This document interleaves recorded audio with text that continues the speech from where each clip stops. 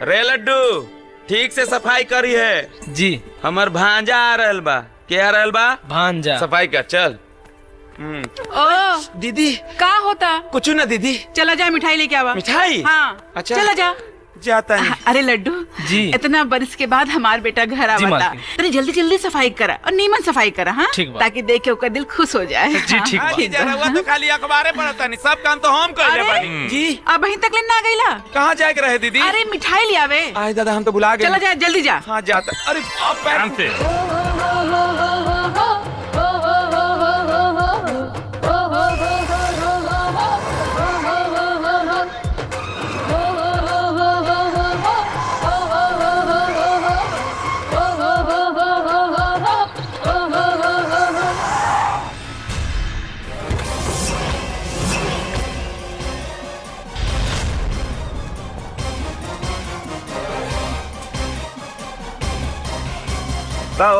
इजा कौन फिल्म के शूटिंग चलता का? शूटिंग ना तोरा मौत का सेटिंग होता। रात गुस्सा से मरे की ख्वाहिश बा कि तलवार और गोली के बौछार से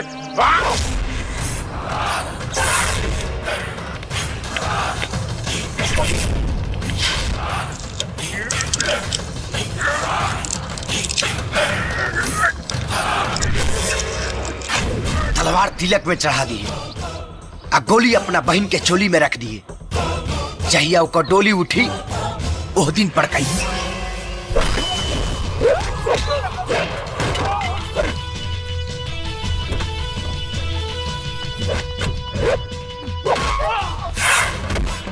मार के साला की हड्डी पड़का दे सन।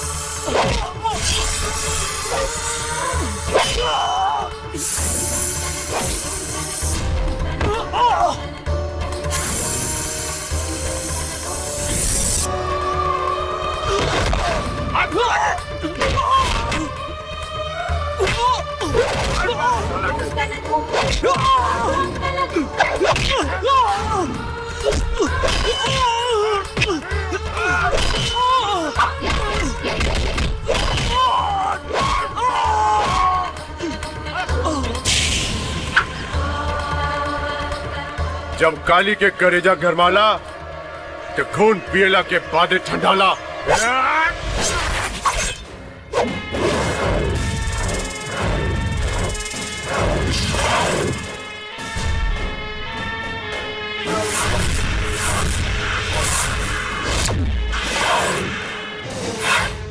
अब इन समय है भाग जो, वरना तो हर करेजा के गर्माहट घबराहट में बदल जाई।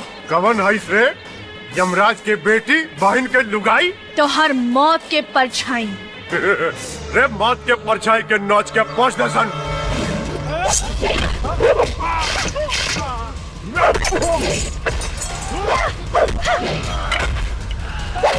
साला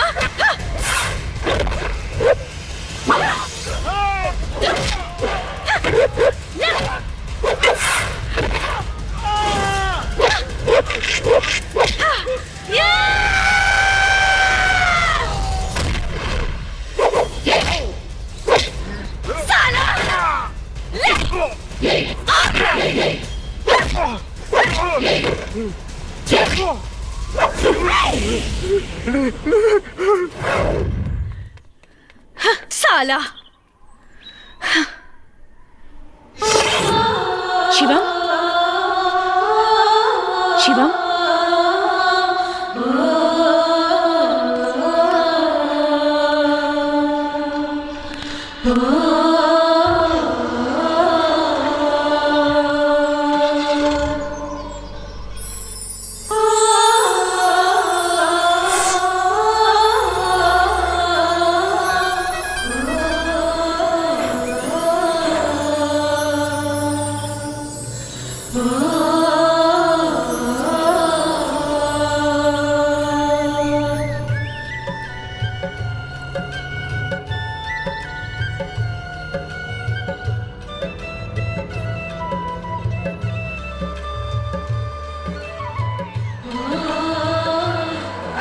छोटे मालिक आ गए।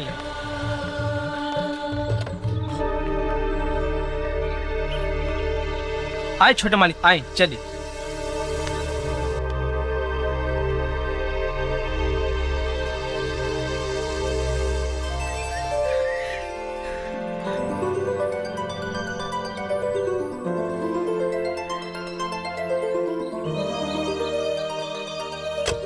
चलिए मालिक चलिए। अरे हमार बेटा आ गए, देख के जिया जुड़ा गए बेटा।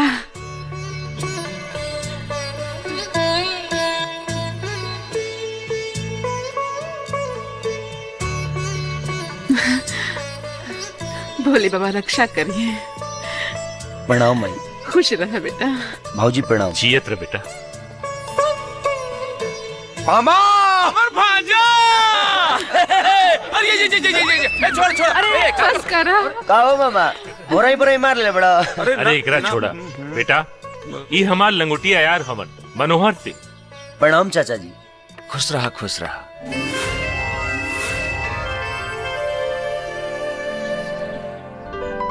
ये हमार भतीजी सोनिया। नमस्कार करें कि हाय हेलो। बहुत कंफ्यूजन बा। ढेर कंफ्यूजिया मत, गोड़ द के घींच द। चल भीतर चला बेटा। आओ चल चलो कुमार, तोहू ना सवेरे सवेरे शुरू हो भांजा आवे के खुशी में ना मार। जान नहीं के कि हमार लड़का आए वाला अब है। तो हमरो तो भांजा बा। का बात बा, तू बड़ा परेशान लगा तारा। माई, रास्ता में हमरा पर गुंडा अटैक दिलन से। हम जख्मी होके बेहोश हो गए, लेकिन जब हम होश में नहीं हता अपने आप की हुआ पौनी है। ओकरा बाद खुद के देखनी हता, ना कोनो जख्म के निशान, ना दर्द के एहसास। आखिर चमत्कार की सनमाई। बेटा ये सब शिव जी की महिमा बा, वो तोहरा पे कब्बो आँच ना आवे दी है। हम सब समझ गए, वो जरूर बारूद सिंह के पोसल कुकुर हुई सन। अरे वो कमीना बचपने से तोहरा पीछे पड़ल बा। लेकिन चाचा जी, बारूद सिंह तो अपने के साला हवन, फिर कैसन दुश्मनी? बेटी, शिवम के माई से पहले हमार बिया बारूद सिंह के बहन मीना से भइल रहे, लेकिन वो हमेशा बीमार रहस। और जब डॉक्टर ओकरा के एक दिन बतैलस कि वो कब्बो माई न बन पाई, तहे से ओकरा के बहुत सदमा पहुंचल और वो जहर खा के आत्महत्या कर लेलस। और बारूद सिंह समझलन कि बच्चा न होके की वजह से हम ओकरा के मुआ देनी। बस तबही से बारूद सिंह हमरे परिवार के दुश्मन बन गई और हम बचपने में शिवम के अपना से दूर कर देंगे। बाबूजी, हमार चिंता छोड़ दी। अब हम सियान हो गए बनी। हम ईंट के जवाब पत्थर से दे सकीला। ऐसे भी रहो सबके प्यार दुलार ला हम बहुत तरसल बनी। अब हम कहीं ना जाए, यही जी रह के अपना कॉलेज के पढ़ाई करब, अपना माई बाबूजी की सेवा करब। लेकिन बेटा प्रताप, आदमी का सबसे बड़ा ताकत ओकर हिम्मत और हौसला होला, और बा शिवम बेटा में। शिवम बेटा, हम आज तो एडमिशन सोनिया कॉलेज में करवाए तनी, और दोनों साथी जइहन लोग पढ़े। थैंक यू चाचा जी। अरे शिवम, ये खूबसूरत रुद्राक्ष की माला खरीद ले बारा कि कहो गिफ्ट दे ले बा? अरे अब ई मत कही हा कि इहो चमत्कार से तोहरा गले में प्रकट हो गइल बा। साले कुकरौशी की औलाद, कुत्ता के ना मुर्गा और बकरा के मांस खियौली तोहनी लोगन के, ताकि दुश्मन के करेजा नोच सकसन। खुद ही नोचा के आ गई ले। ओहो एगो लड़की से। वो लड़की ना लड़ाकू विमान से भी डेंजर बिया। साली आंधी ऐसा आइल और तूफान जैसन हमनी के तबाह कर गई। साला बारूद सिंह की इज्जत के धुआं उड़ा देले सन। अरे आज तक के मर्द में इतना हिम्मत ना जागल कि वो हमनी पे अंगूरी उठा सके, तब फिर वो लौंडिया के का औकात पा। चहिया चपेटे में आ जाए ना, लपेट के खड़े खड़े ली ले हम। शिवम, लागता कानो डेंजरस रोमांटिक सपना देखत रहल हा। सोनिया तू? हम तो तोहके जगावेला आए नहीं हा। अब हमके का पता कि तू चुम्मुक नियन सट जाइबा। सॉरी सोनिया। अब सॉरी के शुक्रिया मत दा। 8 बज गए, जल्दी से तैयार हो जा, ना तो कॉलेज में लेट हो जाए। अभी तैयार। चलो।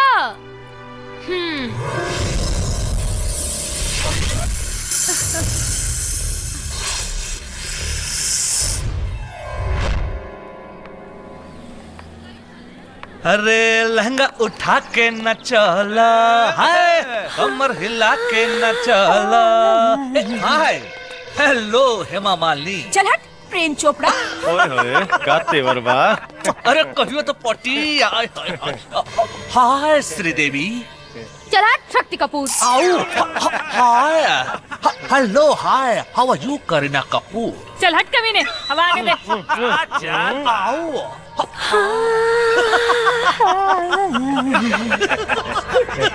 I love you रानी। हाय हाय हाय। जिंदगी भर तू इडियट और डफरी रहबा। हमार नाम सरस्वती है और हमरा के सरस्वती ही कहिया, रानी नाम। अंडरस्टैंड? अरे देखो इनकर जवानी, अरे तू है बंधु हमर दिल का रानी। इतना मारेंगे बेटा, याद आ जाएगी तुम लोगों की नानी। नीचे से निकलेगा पानी और हो जाएगी खराब तुम लोगों की जिंदगानी। ए सर, हमने कदम मजाक करते हैं जानू। अच्छा? हम कौन? प्रोफेसर पेड़ा पाठक। लेकिन तुम लोग हमको एड़ा पाठक समझते हो। नो सर। यस, लेकिन हम हैं नहीं। Yes sir. Shut up your मुखारबिन। आई हेट मोहब्बत, टोटली टाइम वेस्ट मोहब्बत। ओके, एक बात याद रखना, अगर आज के बाद तुम लोगों के हाथ में ये गुलाब का फूल दिखा तो तुम लोगों को मैं देखने लायक नहीं छोड़ूंगा। ओके?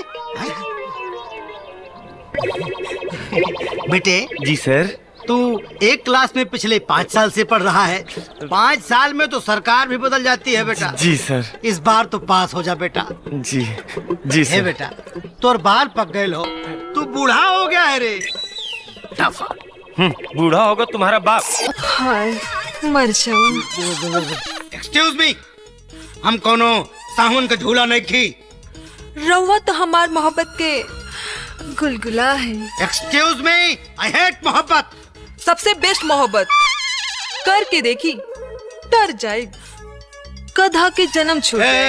एक minute, don't touch me mister Tiwari. Control. हमार गुलाब का फूल दो। हाथ डाल के निकाल ली। एक्सक्यूज मी, हमारा के नरक में हाथ डाले के कोनो शौक नहीं थे। हमरा तो लागा था हाँ। तोहर कलम में शाही नहीं खे। घंटी बज गई। तोहर दिल के? नो, क्लास के। Okay, don't waste time mister Tiwari. Class में जाओ और पढ़ाओ। ओके? जाओ। पेड़ा पाठक। बुलेट भैया, तू देखो। का टंच आइटम है भैया, तू जोन चिपकल हवे ना इससे, उहे है प्रताप सिंह के बेटा शिवम। ओह हाँ। आवा आवा। Hey hi, I am Bullet Singh. Oh brother आ बारूद सिंह। यस, लेकिन हम अपन भाई की तरह पागल ना है। देखा, ऐसे तो रिश्ता में हम तो हर मामा लागिला, लेकिन हमने के मॉडर्न युग के मॉडर्न युवा हैं जा। अगर तू चाह तो हमनी के दोस्ती से हमनी के परिवार के पुराना दुश्मनी खत्म हो सकेला। बोला तो हर का विचार बा?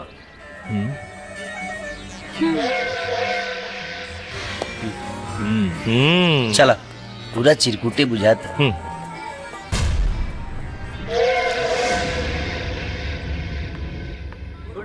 Good morning madam. Sit morning. Sit down. Thank you. My dear छात्र और छात्राओं, आज हम आप लोगों को कुदरत का वो अनमोल धरोहर और प्रकृति की सबसे खूबसूरत चीज प्यार, इश्क और मोहब्बत के बारे में बताएंगे। दास्ताने मोहब्बत के पैगंबर जैसे हीर रांझा, शेर फरहाद, रोमियो जूलियट और लैला मजनू। ये कौन गरम रही? प्रतापुआ के बेटा के मारे के सपना तू कितना साल से देखा था? बाकी वो मरे खातिर हमारा पास चले। तोरे कॉलेज में पढ़े लगा? अरे वो हमारे क्लास में ही पढ़ेला, लेकिन बेचारा बहुत भोला हो। ए बुड़बके, अरे वो भोला का लोला काहे ना काट ले। अरे चुप रहा मर्दे, वो कॉलेज हो कोनो कुरुक्षेत्र का मैदान ना हो। अरे हम ओकरा से दोस्ती कर ले बानी। हाँ। दुश्मन से दोस्ती? अरे अब तोरा के गोली मार दे। हम हूँ गोली मार दे शिवमुआ के बाकी ओकर मरे के समय आ तरीका हम डिसाइड करब। बस तू इतने जान लो तो ओकर राम नाम हो गई। अब ही सफर शुरू भइल बा चाचा, और रेड सिग्नल ना खाली ग्रीन सिग्नल मिल रहल बा। यूं समझ ल शिवम पूरी तरह हमरा मुट्ठी में। बेवकूफ लड़की, हम ओकर बिस्तर पर तोरा के देखल चाहते रही, ओकर पत्नी बन के। तबे प्रताप के दौलत हमनी के हाथ लगी। चिंता मत करो चाचा, हमरा हुस्न के तर्कस में ऐसन ऐसन तीर मौजूद बा कि जेकरा के चला देव तो हमरा हाथ के लकीर में शिवम के तकदीर लिखा जाए और तो हर सपना पूरा हो जाए।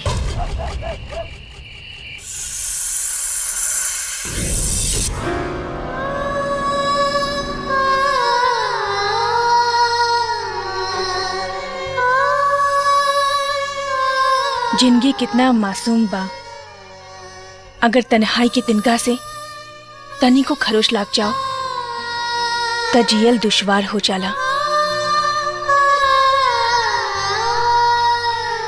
बेटी, शिवानी बेटी, अरे गटई बड़ा सूख रहल बा, तनी एक गिलास पानी पियावा ना।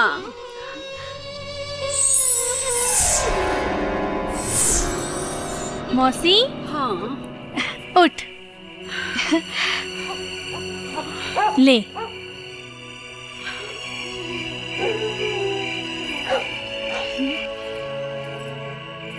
अरे हाय रे हमर करम, 3 गो बेटा पैदा कनी, बाकी एगो बांझ के जिंदगी जियतानी।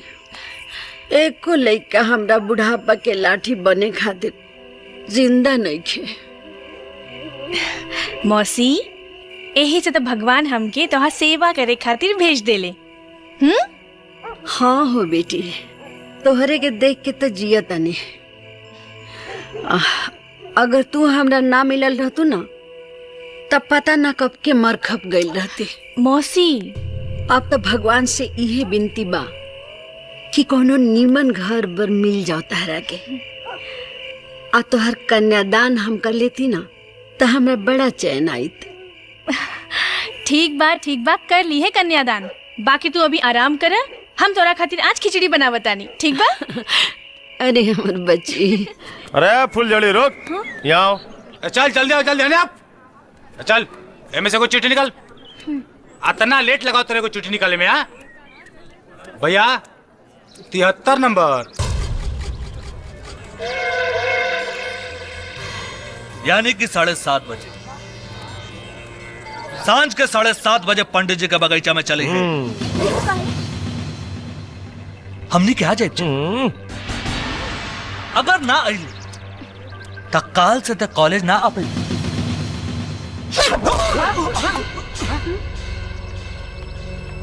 ओह सॉरी जी। नमस्ते जी। अरे भैया, तू अभी नया आयल बड़ा, देखा काली कॉलेज काहे ना आई है? कौन त्योहार बाका जी? हमार तिलक हो। मुबारक हो, बहुत अच्छा। लागत है घर के कहीं दिखले बनी। ए चिकनी चमेली, हाँ? चल एमे से को पर्ची निकाल। कौन लकीर रहा बाका जी? हाँ ना, हमार सुहाग रात के मुहूर्त हो। ओह चल निकाल निकाल जल्दी।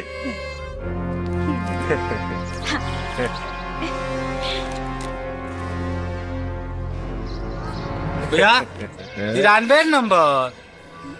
93 मतलब कि रात के 9:30 बजे का बुझे चिमनी के भट्ठा पर चली है। हमनी के इंतजार करब जा। नाइब नाइबे तो पिटाई हुई। हाँ, पिटाई करबा ऐसे जी? ऐसे मत मरी हो ना, तो बहुत बहुत दर्द हुई। हाँ? दिमाग खराब बा? केकरा ऊपर हाथ उठेली तो के पता बा? बुलेट भैया, हमन बुलेट भैया। हाथ न तका लात चलावे की रहल।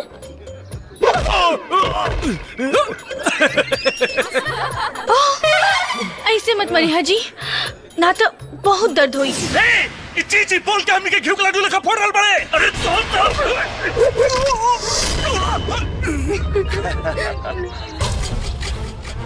नाम बुलेट और काम बोका के आज के बाद आदत छोड़ दी है, ना तो ऐसन हड्डी तोड़े के मौत की गलती पे बैठ जाइबे।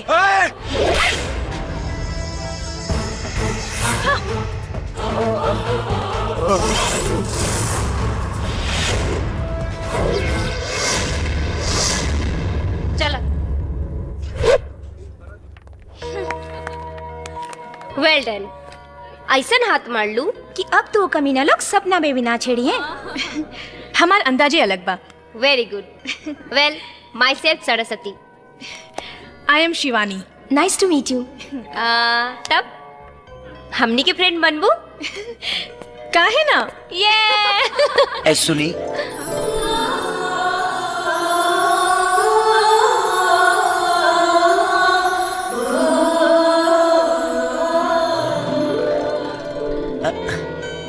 Yes, what's your problem? हम तरह के कहीं दिखले बनी। लड़की पटावे के बहुत पुराना फॉर्मूला है मिस्टर। हमार विश्वास करा, हम तरह के दिखले बनी। अब कहाँ दिखले बनी हमारा कुछ ध्यान नहीं किया। सो आई डोंट केयर।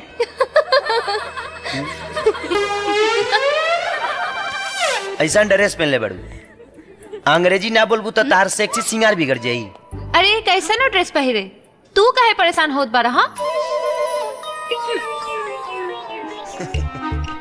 कहो तार मटी तैंकुरो सुलसर लगता, कपड़ा पर चढ़ गई बड़ी, तू पूछिए धके लटक गई बड़ी। का तू लटक जा। अरे मैडम, हम लटके वाला ना, पटके वाला मरद है। अरे मैडम सुन लो सलाह तन। हेलो, सुना एक मिनट, हमरा याद आ गई, हम तोहरा के सपना में देख ले बनी। What? ये हमरो विश्वास नहीं होत कि जाना ले कि हमको वो हकीकत में नहीं मिलल, वो हमरा सपना में कैसे आ गई। तू माना चाहे मत माना, पिछला जन्म के कौनो ना कौनो तार हमारा रिश्ता जरूर बा। धन्यवाद प्रभु, कम से कम यहाँ के हमारे एहसास तो बा। का सोचता रू? हाँ देखी, अच्छा इंसान खातिर हम भगवान बानी और बुरा इंसान खातिर शैतान। तो हमारा बारे में का ख्याल बा?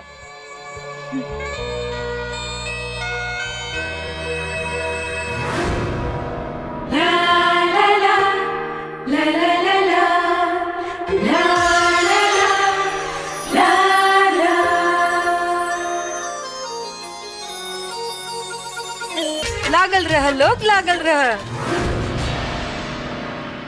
काश ऐसन दोस्ती हमार पेड़ा पाठक से हो जाइत तो लाइफ में मजा आ जाइत। ई पेड़ा पाठक के हैं मैडम जी?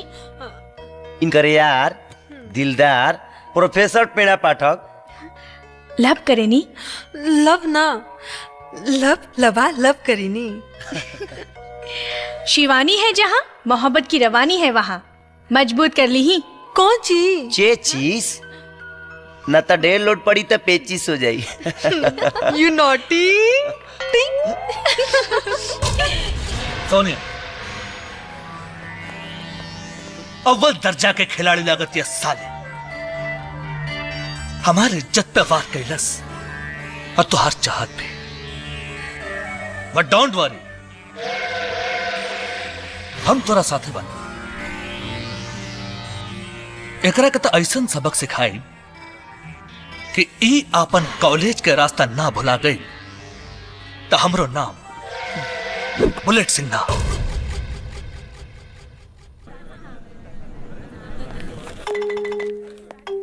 गुड मॉर्निंग सर। वेरी गुड मॉर्निंग बच्चों। अब आई अच्छा बच्चों, अंडा रख ले बड़ा, टेक योर सीट बाकी प्लीज। मुर्गा तो तोहके हम बनाई। थैंक यू सर।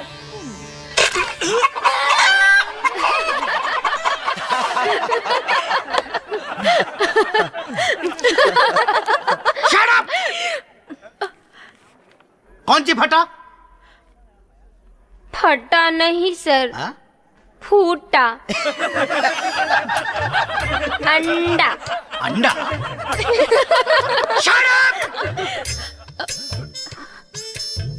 हमारा क्लास में अंडा। सर, विज्ञान बहुत आगे बढ़ गई बा, कंप्यूटर के जमाना बा। मुर्गी के बदले मर्द मुर्गा अंडा दे सकेला। एमे हमार गलती नहीं है। ये हमरा नीचे अंडा रख ले भैया। हाँ सर। ना। Shut up. हमारा नाम पेड़ा पाठक है, एड़ा पाठक नहीं। तुम्हारे सारे बदतमीजियों का अल्ट्रासाउंड एक्सरे हमारे पास है। उठो और जाकर इसे धो लो। गंदगी मत फैलाओ क्लास में। उठो, बदतमीज कहीं के। Shut up.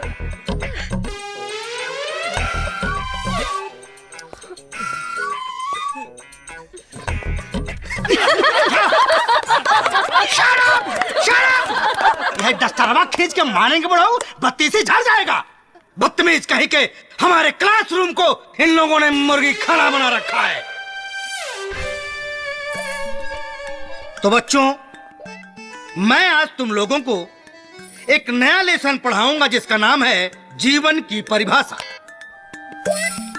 Definition of life. ओके ओके सर। अब आई मजा।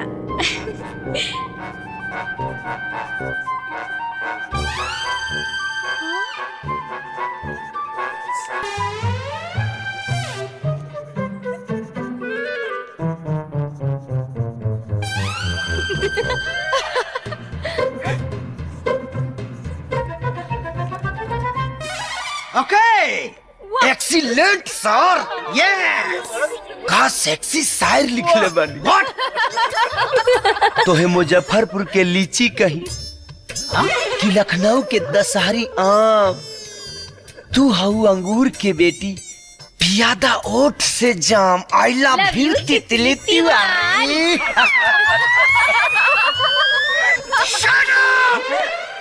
ये तितली तिवारी हमको तितर बना के छोड़ेगी। इस मिस टीटी को अगर उसकी सीटी बजाकर हमने कॉलेज से बाहर नहीं निकाला तो मेरा नाम पेड़ा पाठक नहीं। Miss TT. हाँ, अब देखल जाई कि पीपी सर के टेम्परेचर घटता के बढ़ता।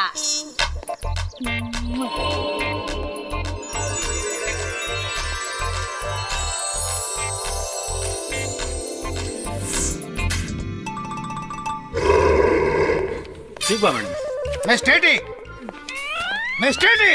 यस मिस्टर पीपी।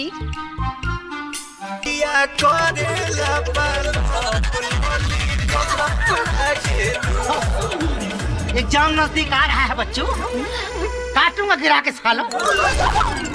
नया नया मैडम आइल बाड़ी स्कूल में, हमारा से पानी डालवा तारी फूल में। दका में न कोइला पर उखिया पन काड़ा करेली। तमाई रे हम ना जाइब पढ़े मैडम खड़ा करेली।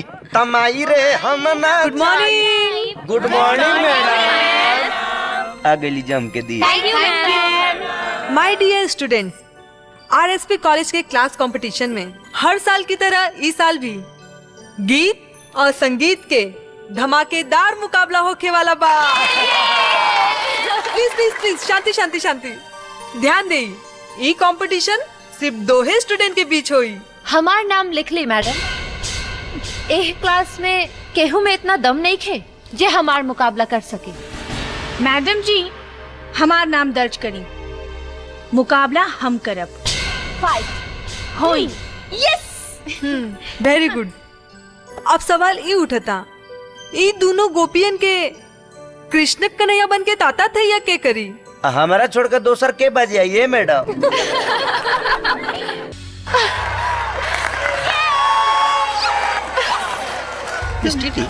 ये माँ उठा लो।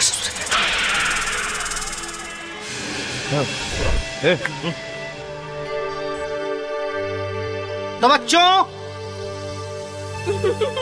अपने आरएसपी कॉलेज के क्लास के डांस प्रतिस्पर्धा में ऐसे तो दोनों लड़की कमाल का डांस कर बाड़ी, लेकिन अंक के हिसाब से विजेता तक खाली कोनो एक हुई। और आज के विजेता बाड़ी मिस शिवानी।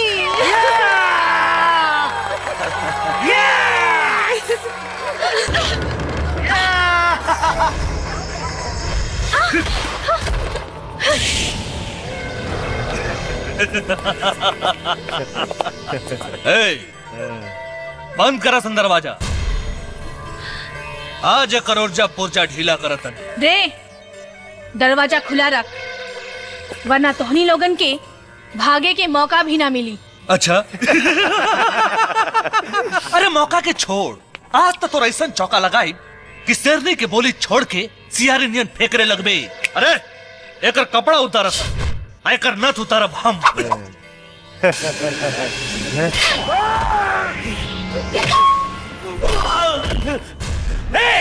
मारे लगे।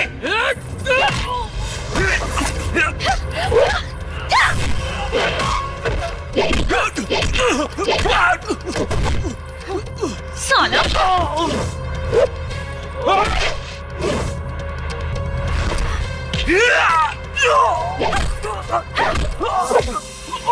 कपड़ा उतर के रे। हाँ?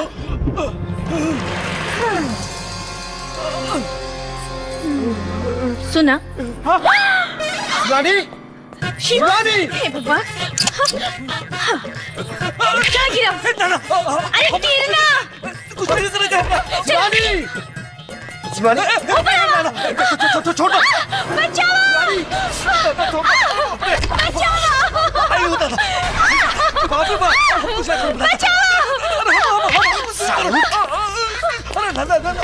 साले बलात्कारी मामा, आज तोरा के पैजामा नियन धोब आ पतलून नियन सुखाई। ते दोस्ती टका दुश्मनी के भी काबिल नहीं खी।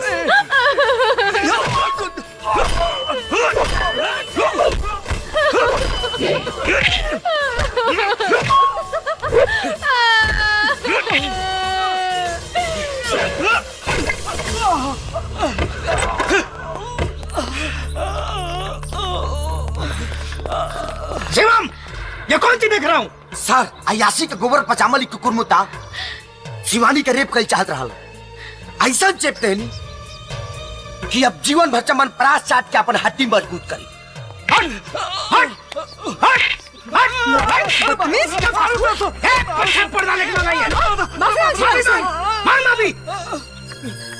सॉरी। तू कौन नस्ल का कुत्ता है रे?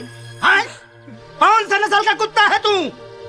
तेरा साल भर का पढ़ाई खराब ना हो और तेरा करियर नहीं खराब हो, इसके लिए तुझे एक बार माफ कर रहा हूँ।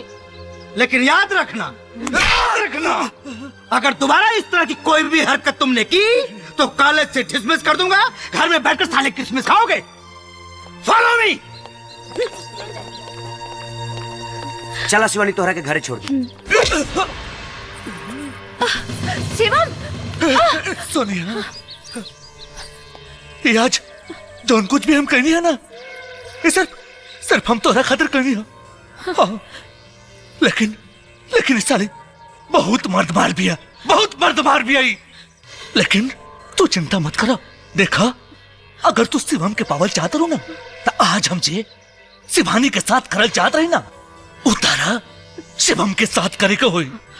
बोला तो कर सकेलू?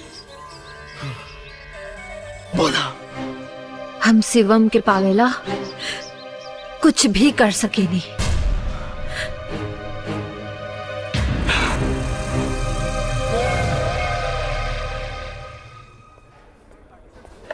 यहाँ के बाद दूसरा क्लास। और कुछ मैडम जी? ना, कुछ ना। तू भी ना। हाँ?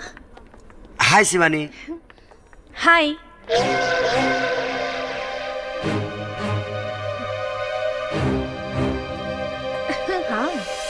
हाँ देखा शिवानी। एक घंटू। हाँ मैडम जी। 4 प्लेट समोसा चटनी मार के। अब ये लावत नहीं। हाँ देखा अपन सती नहीं आगे, अभी से डेरा जमावले बिया।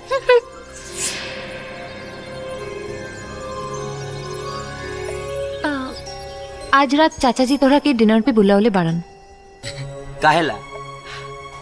अब ई तो उहे बताई है, आइबो ना? जब चाचा जी इतना प्यार से पहली बार घर पर बुलौले बड़े तो हम जरूर आए। थैंक्स। यही बात पे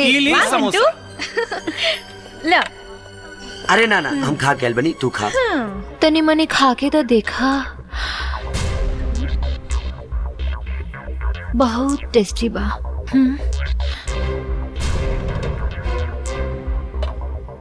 अरे तारा के तो जराबे की कोशिश करती है। जे दूसरा के जरावेला वो एक दिन खुदे जर जाला।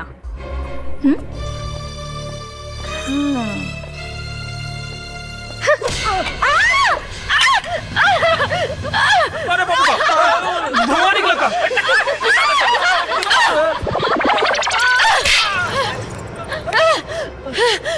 ये रास्कल! मैडम जी एक थप्पड़ और मार ली, लेकिन पहले ये बताएं कि हमारा हाथ के झटका के मतलब सब। बकवास बंद कर, ना तो लात मार दे। पूरा ड्रेस के सत्यानाश कर देलस। शिवम, हाँ? हम ड्रेस चेंज करे जाते हैं। जाके ना दो। बाप रे बाप, भागा हो, बम फूटे से बच गई। तो नकल करे के भी अक्ल चाहिए।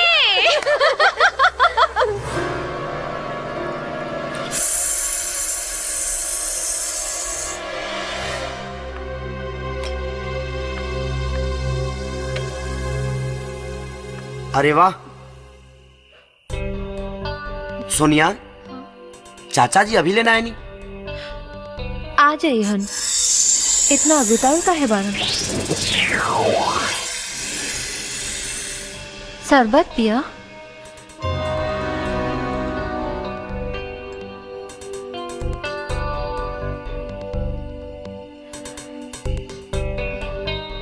वाह, बहुत टेस्टी बा।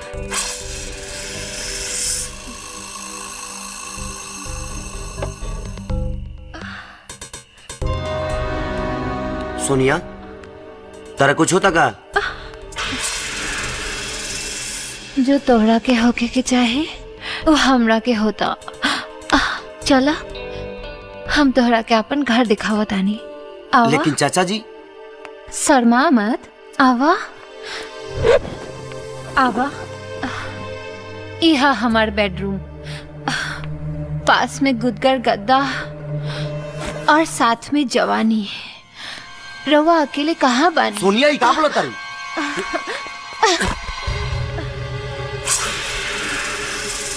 अब बोले के कुछ नहीं के, सिर्फ खोले के बा। तोहर दिमाग खराब हो गई बा। तो ठीक कर देना। सोनिया तू गलत करता रही। जौन शादी के बाद होके वाला बा, अगर वो पहले हो जाए तो हमें गलत का बा। फालतू बात मत करा। तोहरा के सिर्फ हम अपन दोस्त मानी ले और कुछ ना। एकर मतलब तू हमरा से प्यार ना करेला? बिल्कुल ना।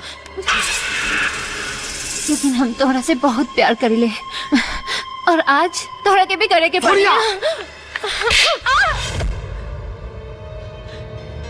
शिवानी, ई जब कैंटीन में घर चले के कहलस, हमके तभी एकरा नियत पे शक हो गिल रहे। चली।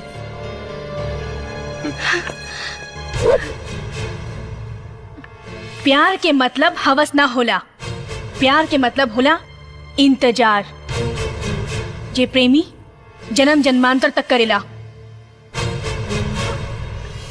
शिवानी,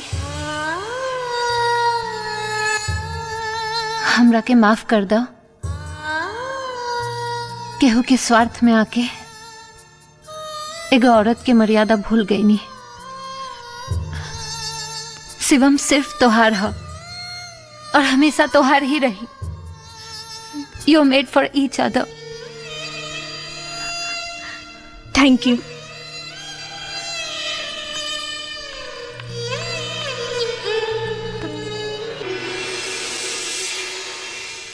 तू के हो? शिवानी। झूठ बोला तारू। तो हर काम इंसान जैसा ना, देवी जैसन बा। तू जरूर कोनो देवी हो।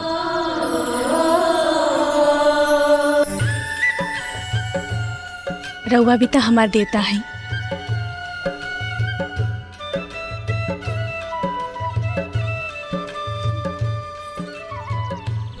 एकर मतलब तू संस्कृत में प्रेम, उर्दू में इश्क, हिंदी में प्यार, अंग्रेजी में लव, अब भोजपुरी में जिया बिरवा साथी, मरब बिरवा साथी। अरे जिया हो हमर करेजा। हम चाय नहीं खे पियत। जानीला। हाँ प्रताप, हम बहुत दिन से एगो बात कहे चाहत नहीं।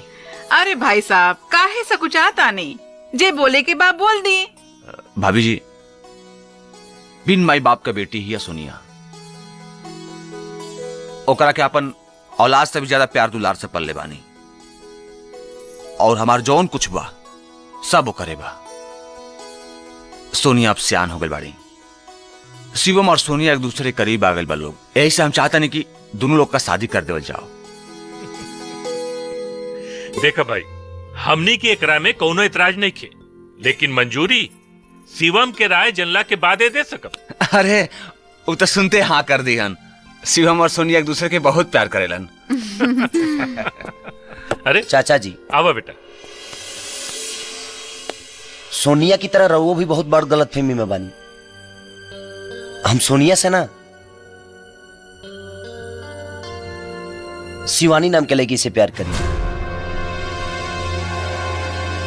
हम शादी भी शिवानी से करब। हमरे बेटी की खुशी में हमनी का खुशी बा। देखा भाई, अब तो फैसला हो गई। अरे लेकिन चिंता का कोनो बात नहीं खे, रिश्तेदारी ना भइल तो का भइल, हमनी का दोस्ती हमेशा कायम रही। अरे हमरा के टेंडर ऑफिस जाए के बाद चला, रास्ता में तोरा के भी छोड़ दे। हाँ, आवा कुमार चला। हाँ चला। आवा तनी बेटा। शिवानी है का मामा सवेरे सवेरे मार ले बड़ा का। अरे छोड़ा, तू सुबह सुबह पीछे पड़ जाला। अच्छा बेटा, ये बतावा कि ई शिवानी के बाड़ी माई। हमार बेटा। चलो कुमार, आवा जी।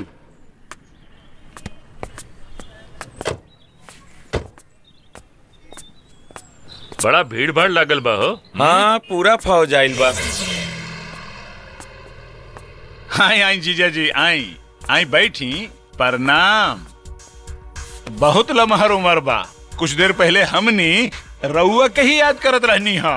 अरे तू तो दुलरुआ सार बाड़ा हमार, बहनोई के याद करत रबा ना तो हरियर रबा, पर कबो कबो भगवानों के भी याद कर लियल कर, तोरो उम्र लमहर हो जाई।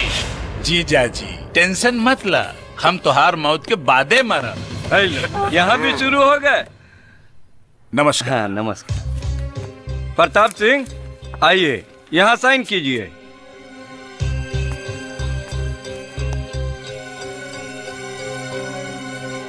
कांग्रेचुलेशन प्रताप सिंह, आपका टेंडर पास हो गया। सॉरी बारूद सिंह, आपका टेंडर रिजेक्ट हो गया।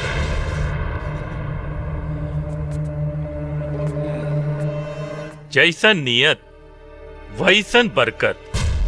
चलो कुमार। बधाई हो जीजा जी। हम तोरा के देख ले तोरा के। चला काली। हाँ देख लेना। टेंडर पास करावे खातिर इस फौज लोग के कौनो जरूरत नहीं खे, हम अकेले काफी बानी। बैठा बैठा। आई आज तो पूरा बोतल पी जाए। काम नहीं के। साले के मुंह सुथनी नियन बन गई।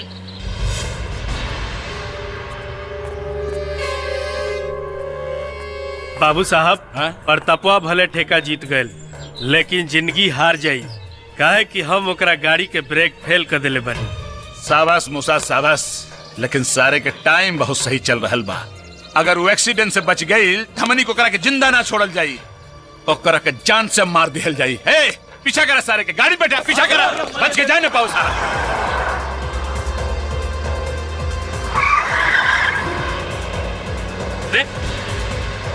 क्या करता रे? ब्रेक फेल हो गई। ब्रेक फेल हो गई? ब्रेक फेल हो गई। बागन के साइड में हटाओ। अब क्या हुई? चलो। अरे ब्रेक फेल हो गई भाई। हट जाओ।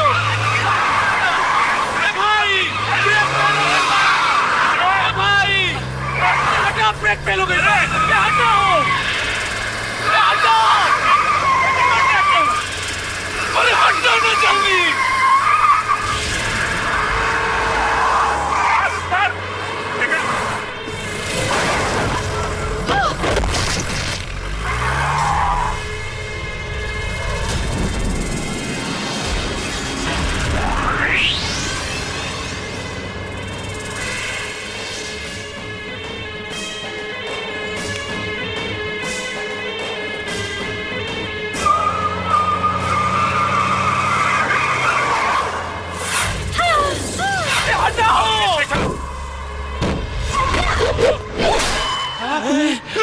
निकली।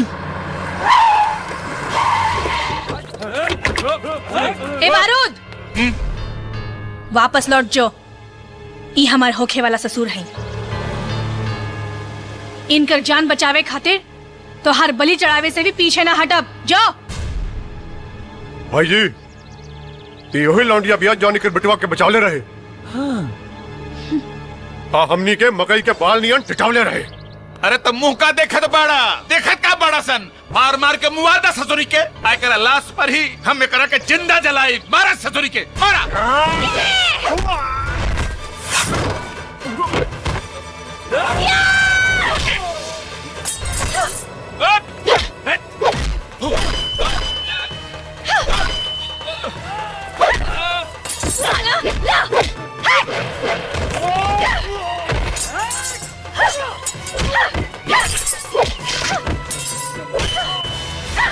साला हरामजादा, आज तोहरा के अरे भाग रे, भाग भाग भाग साला।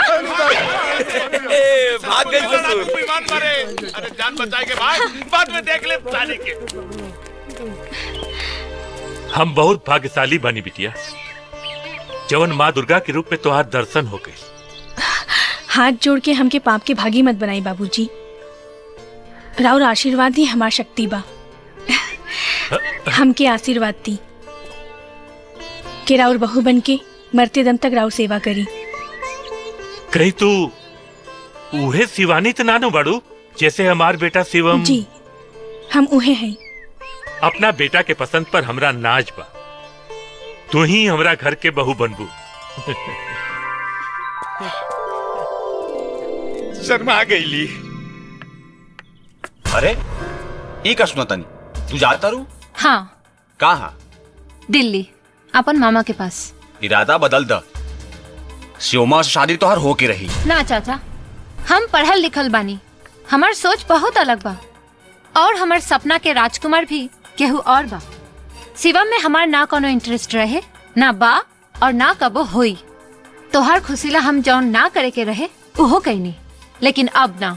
सोनिया, भले तू हार मान गयो, लेकिन हम हार ना मान। तोहरा जौन करे के बा कर, हम जाता नहीं।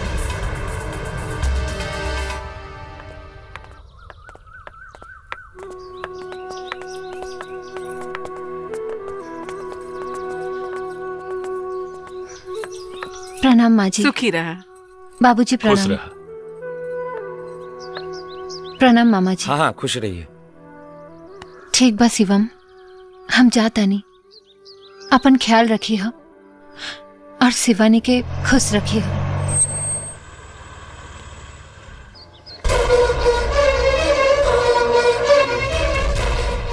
तुम लाख छुपाओ सीने में एहसास हमारी चाहत का, दिल जब भी तुम्हारा धड़का है आवाज यहां तक आई है।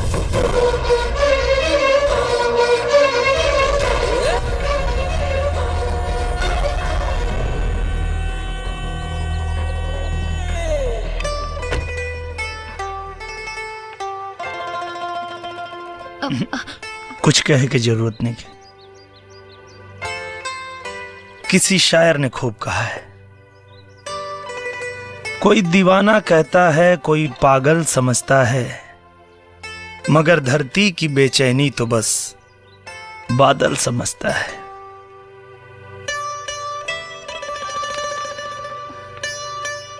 तो मुझसे दूर कैसी थी, मैं तुझसे दूर कैसा था, ये तेरा दिल समझता है या मेरा दिल समझता है। जिया, सॉरी। चल।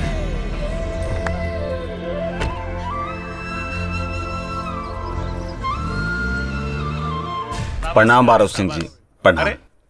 अरे आवा चाचा आवा। अरे बैठा बैठा। का हो मनोहर, सुनली है तोहार लंगोटिया यार तोहरा इज्जत का लंगोटा फाड़ देले से। वही के चुस्त दुरुस्त करे खातिर तोरा से दोस्ती के हाथ मिला गए बानी। तोहार दुश्मन हमरो दुश्मन बन गइल बा। हमारा कुत्ता के आगे हड्डी फेंके के तनिको शौक नहीं खे, लेकिन सोचा तानी तोहरा के एगो मौका दे दी, तब पता चली कि तोहरा दांत में मजबूती बा कि ना। अरे हम आदमी तनी दूसरा किस्म के बानी। खुशी के बाद जब मातम होला ना तो हमरा को बहुत मजा आवेला। अब की ममहर से नेवते में दीदिया के सौतन खातिर साड़ी ना, भगना खातिर कफन जाई कफन। इस समझ ला कब हमारा अंदर के असली शैतान जागे वाला बा। ओम मंगलम भगवान विष्णु मंगलम करुणाध्वज मंगलम पुंडरीकाक्षाय मंगलाय तनोहरि।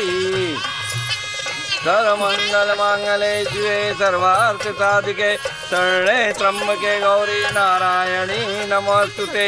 अब फेरा संपन्न हो गई, वर वधु बैठ जाएं। शिवम भाई बहुत अच्छा लगा तारा।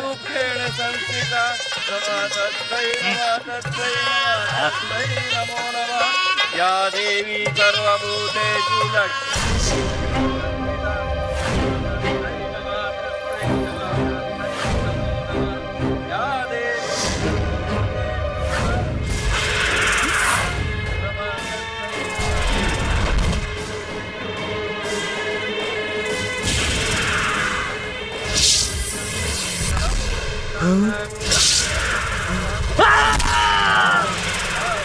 शांति शांति।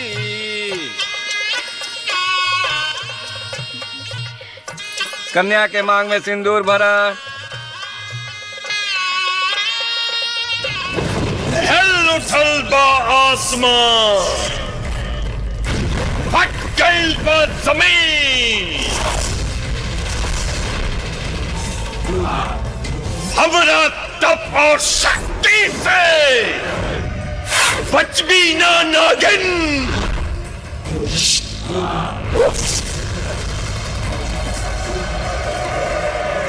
आओ काली का मूसा भगिना के क्रियाक्रम और भोज के तैयारी करके आ गई ले। भोज के छोरी सिवानिया या हमरा आग के घर भोज कर देले बिया, केहूंगा जान बचा के आइल बनी। हरामखोर, आपन जान बचावे खातिर दुश्मन के जीवन दान दे देले। रौरा नमक के कसम, शिवमुआ के वही जा छाती छेद देती, लेकिन सिवनिया गोली के मुट्ठी में ऐसे पकड़ लेलस जैसा मच्छर पकड़ जाला, और वही गोली से हमरा पर ऐसा वार कैलक कि वही से हमारा आँख फूट गई।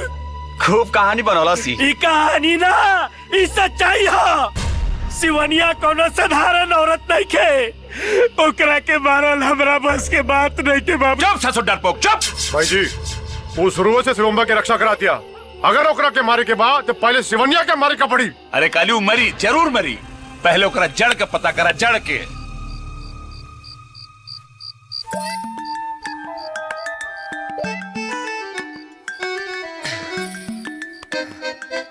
का हो करे जा, गाड़ी लड़ी की डेट बढ़ी? डेट बढ़ी।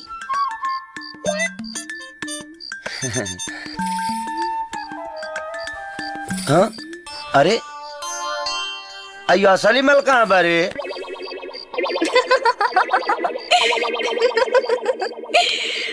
अरे लइकन के भौजाई हाउ त करेलु भातारी से ठिठोली, तमन करत पहिले टोली ओकरा बाद में चोली खोली। तनी कंट्रोल करी, पहले दूध पी के जदरा तो बना ली। हाँ। अरे हाँ हमरा पिए के तो अपने पी गईलू। रवा पी के का करब? हाँ? अरे काहे हमार वाला काम तू करबू का? लार मत चुआई, ठेके हरे रह के पड़ी, भेटाई नहीं। मजाक करत रहू ना। हम मन्नत मंगले रहने की छठ के व्रत के बाद सुहाग रात मनाई। देखा ऐसा जुलुम हमरा पे मत करा, ऐसे भी प्रेम पूजा के बाद सब पूजा तो होइए जाला। कुछ दिन रउआ बर्दाश्त नहीं कर सकत का? सुनी, जैसे रउआ इतना दिन खेपनी वैसे ही कुछ दिन और खेप ली प्लीज। हे भगवान तहार का होई। ली गुरुदेव चंदन के दातुन से मंजन कर ली। कई साल समाधि में रहला से रौरा मुंह में काई बैठ गल हुई। ली गुरुदेव गुरुदेव भोजन तैयार हो गई बा, चल के भोग लगाई। चुप रह दो। क्षमा गुरुदेव, बरसों बीत गए तबो रौरा भूख नहीं खे। भूख बा लेकिन रोटी के भूख नहीं खे। भूख बाऊ नाग के मणि के भूख, मणि के भूख बा।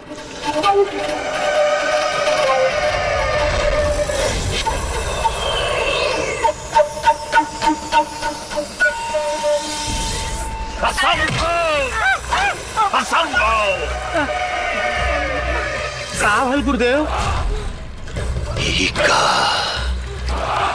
का हम देख रहल बानी नागिन के मांग में सिंदूर।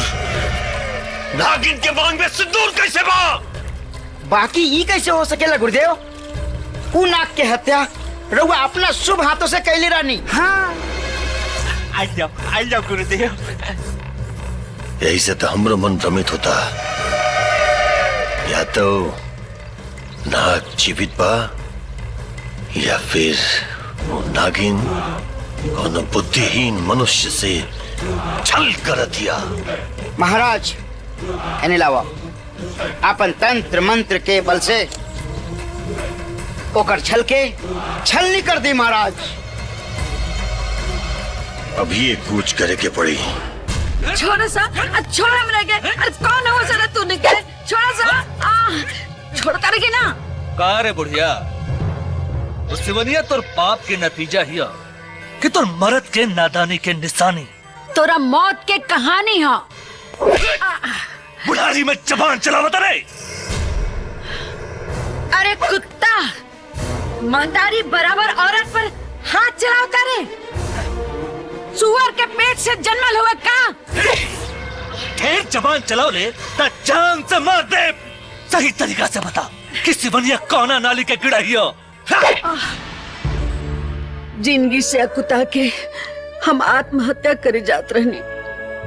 वही बेरा शिवानी आके हमरा के बचा ले ली और एक बेटा नियन हमार सेवा कैली।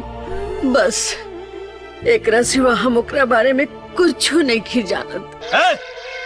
बांध दसन में बुढ़िया के और डाल दसन पेट्रोल। अभी एक सच और झूठ के फैसला हो जाए।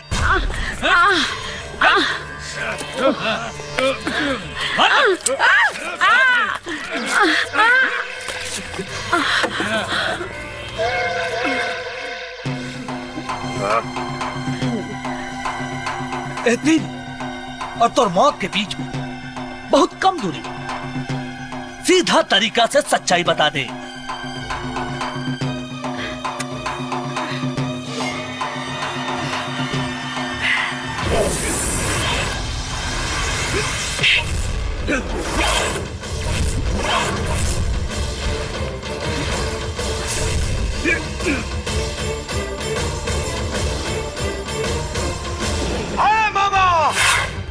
सुधर जो, ना तो ऐसा मौत मारब कि लोग कंस और कृष्ण के किस्सा भूल जाए।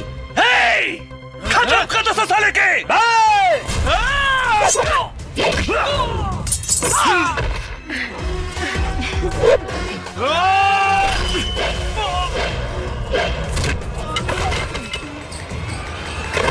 मौसी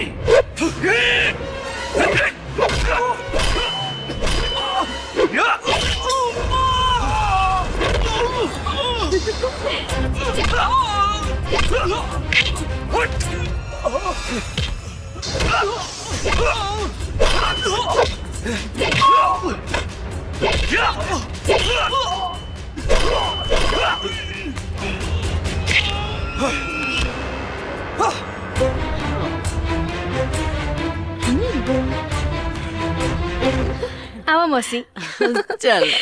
लाले लाले होठो आसे बरसे लाल लैया हो की रसे चुएला जैसे अमावा के मोगेरा से रसे चुएला। अरे काबिल रे काबिल। डांस मामा तेल का गाय के गोबर से मालिश कराइबे आ गधा के मुंह से नहाइबे तबो तोरा मुंह पपोताई करी खाना छूटी। मुंह से ना हम तोरा खून से नहाई खून से तब तोरा के पता चली बारू सिंह से खिलवाड़ करे के अंजाम। हम तो जानत नहीं है कि ते खाली बहिरे बड़े लेकिन ते तानहरो बड़े ऐसा अंजाम देखला के बाद भी अनजान बना तारे। बहुत घमंड बा तोरा अपना ताकत पे बहुत घमंड बा। घमंड ना भरोसा बा। अगर घमंड रहित ना तब तोर भाई जिंदा ना रही अबले जहन्नुम में पहुंच गल रही। जहन्नुम में तो हम तोरा के पहुंचाइब हम। बहुत कलह अगर दोबारा ऐसा गलती करबे ना तो चीर के रख दे। ऐसा जगह से चीरब कि न सुलेशन से सटाई और न सुई से सियाई। समझा दे अपना कर्तन के कि अगर हमारा घर परिवार पर दोबारा मुंह उठा के भौंके के कोशिश कला सना तब पूछब ना सीधे करेजा में घोंप दे। सुन आज से ते अपन बारूद सिंह से नाम बदल के छुटछुड़िया सिंह रख ले।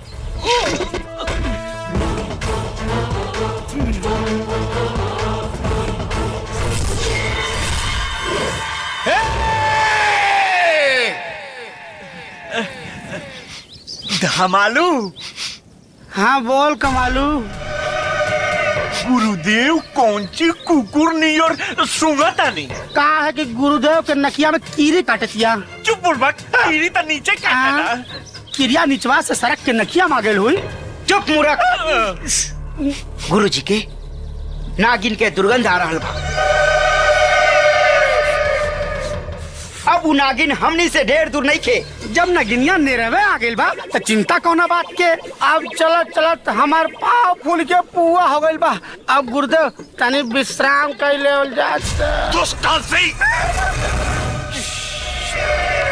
विश्राम के नाम बाकी है ना। विश्राम के नाम लेवे तो तोनी के यहाँ पे सदा खातिर विश्राम करा दे।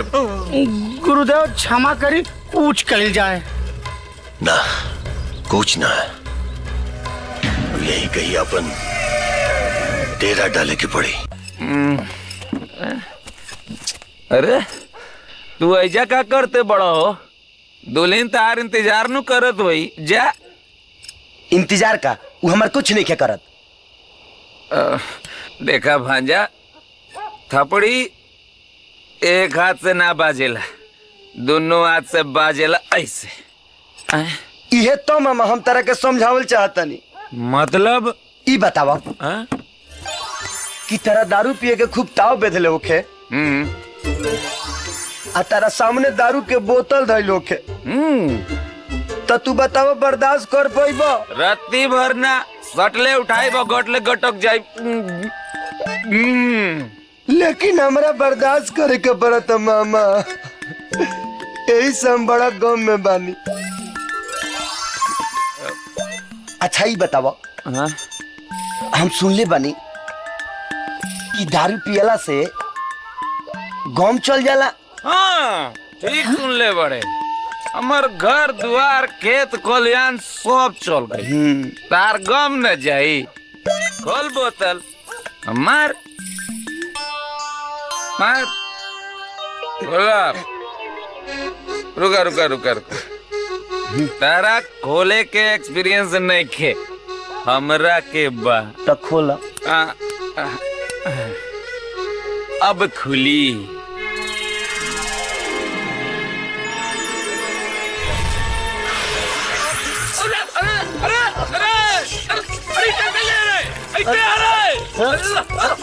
मामा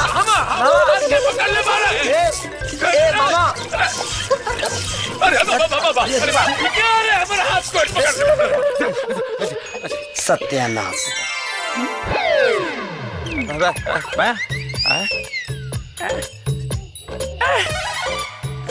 मामा हट, सब हमारा काम कर तू गमगीन करके छोड़ देला।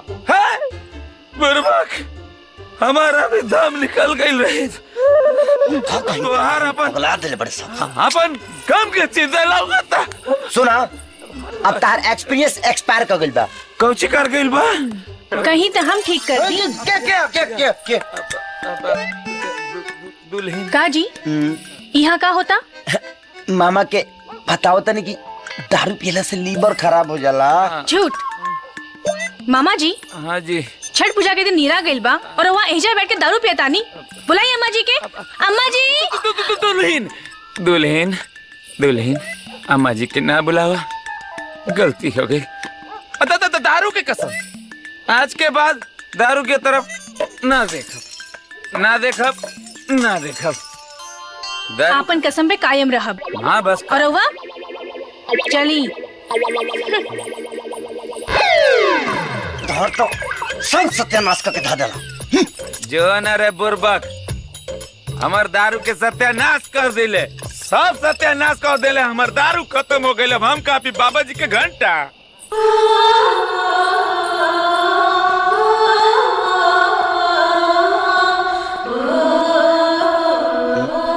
शराब पिए गए रहनी।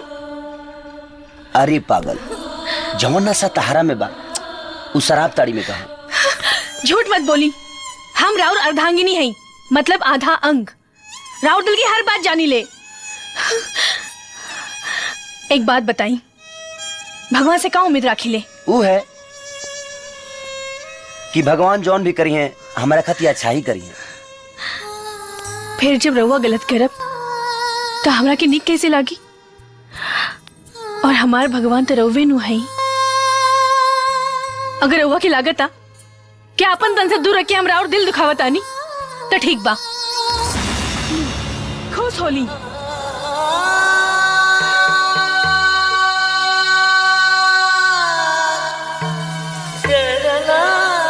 जब तू हमार पत्नी होके हमारा खुशी या लंबा उम्र खातिर पवित्र मन से तप कर सकता रू तो हम ये वादा करतनी कि तहर पवित्रता कायम रखो।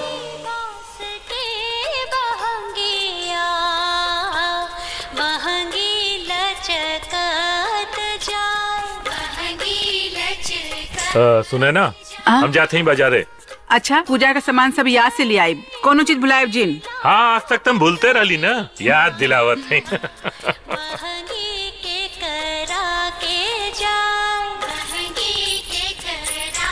अम्मा जी हाँ हमू छठ भूखब। दुल्हन इरादा तो बड़ा नेक बा, बाकी अन्न जल त्याग के ही छठ पूजा करे के पड़ेला। तू नया नोचर बाड़ू, तोरा से ना रोकाई। काहे अम्मा जी? जब रउआ बूढ़ पुरनिया होके आपन बेटा के लम्हर उम्र खातिर अंजल त्याग कर सकेनी त का हम अपन पति के सलामती खातिर इ त्याग न कर सकेनी? चाहे कुछ हो हम छठ व्रत करब। दुल्हन हमार पूजा पाठ कवच बन के हमार बेटा के रक्षा करेला। बाकी हमेशा दिल में ये डर बनल रहेला कि कहीं हमार बेटा के कुछ हो न जाए। लेकिन आज वो डर खत्म हो गई। जेकर जेकर पत्नी सती सावित्री हो ओकरा के दुश्मन तका यमराज भी छू न सकी है। सुना अपन नैया से सबके बुलाला, अपन सखी सहेलिन के बुलाला। अब की छठ की पूजा बड़ी धूमधाम से मनाल जाए। ठीक बा। बैठा लोग। बुलेट मालिक मालिक हाँ? एगो खबर लियाल बानी। कैसन खबर? अब पक्का खबर लियाल बानी। सास पुतो दोनों छठ पूजा करे वाले बारी सा। तब तक छठ घाटे दोनों जरूर आई सर। सियोमुआ दौरा लेके जाए बारूद सिंह। एक तीर से तीन तीन गो निशाना लागी। साला टेंशन में सब खत्म। ए भैया का सभे घाट पे पड़ाका पड़काई, वही बीच में धमाका कर दिए। बकवास बंद कर, पढ़ल लिखल गधा बाड़े तय। अरे छठ मैया बड़ी जागता हैं। सांच की सब औरतें जाप करी हैं सन। अगर उन्हनी के पुण्य हमनी के पाप पे भारी पड़ गई ना तो सब गुड़ गोबर हो जाई। सुना सुबह कारक खत्म होते ही ओकनी के जीवन लीला खत्म हो जाए के चाहे, लेकिन वार शेर नियर ना, सियार के चालाकी नियन होके के चाही। हाँ ए भाई तू एकदम निफिक्र रहो, ये काम तू हमरा पे छोड़ दो। एगो बटन दबाई और सारा खेल खत्म हो जाए। छठ भैया हमने के मनोकामना जरूर पूरा करी है। जय हो छठ भैया, जय हो छठ भैया।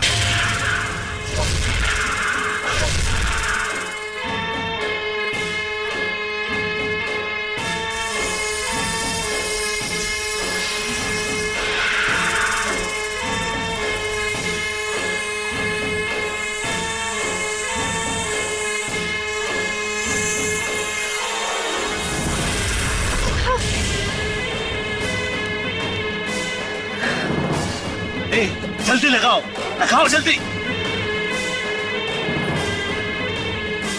बुलेट रुक जा, नरक ठीक ना हुई।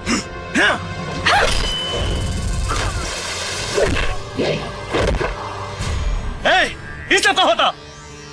आज थोड़ा साथे साथे इस सब के जान जाए। खाली हमरा पर वार करते तब बर्दाश्त कर लेती, लेकिन छठ मैया के पावन स्थल पर भूखल प्यासल छठ भक्तिन लोगन के जान से मारे के मंसूबा बना के बहुत बड़ा पाप कैले बाड़े। आज तोरा के तौर जान गवावे के पड़े। हमार जिंदगी और मौत के फैसला करे वाली ते के हईस। अगर तोहर अंतिम इच्छा इहे बा तो हम जरूर पूरा करब। देख हम के हैं।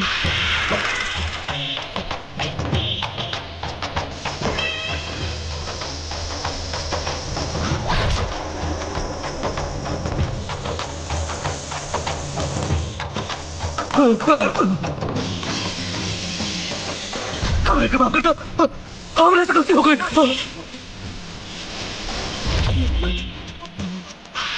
कहीं बे माफ कैले बानी, काहे कि प्यार करे वाला केहू के जान न लेला। यही से हम तोरा के मारे ना चाहत रहनी, लेकिन ते जिए के लायक नहीं खे। आज तो हर मौत तय बा। तुम्हारा एकदम गलती ना हुई, माफ करता हमरा के।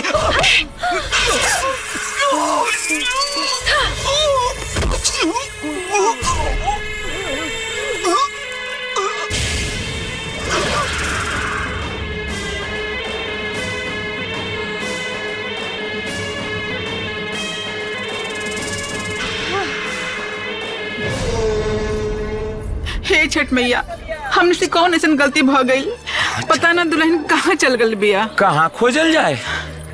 अरे बाबूजी खुश रह बिटिया, खुश रह। अम्मा जी खुश रह।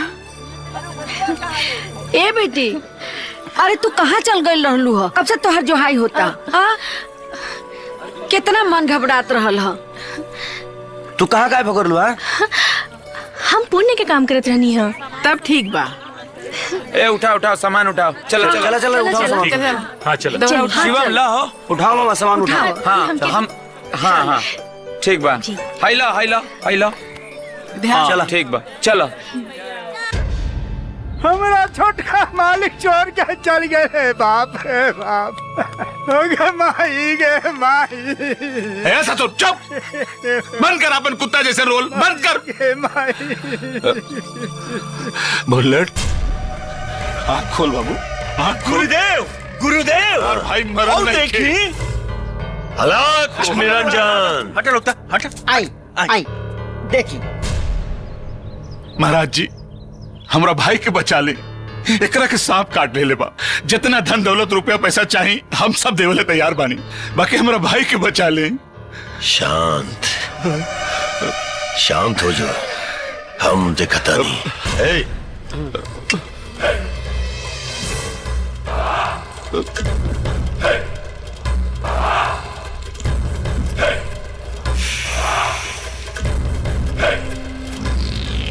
तो एक छाधारी नागिन के काटल बा। महाराज जी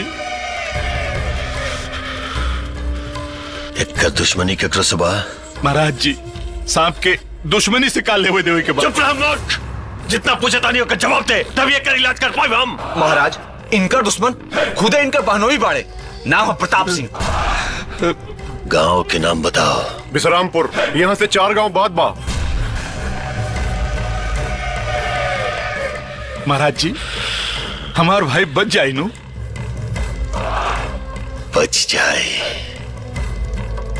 बच जाए, लेकिन वक्त लागी जी। एक काम करो तू लोग।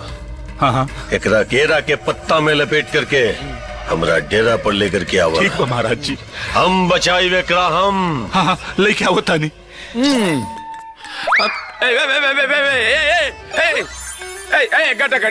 गटा गइल जा। आई हो दादा।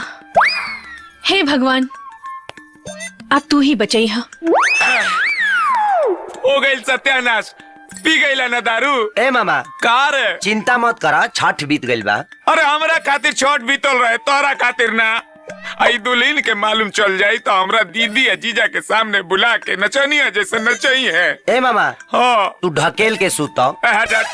आज गाय भी हम ही गाओ, नाचब भी हम ही नाच ले, आ बजाए भी हम ही। ए नचबे गए उ तो ठीक बा, बजेबे कौन चीज? चला खुदे देख लो। हाँ चल चल चल के देख। बैठा का भइल? भगना के रूम में जइब। ना ना ना रे भगना ना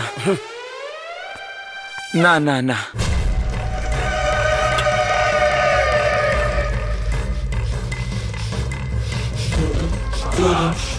हलाक निरंजन, हलाक निरंजन।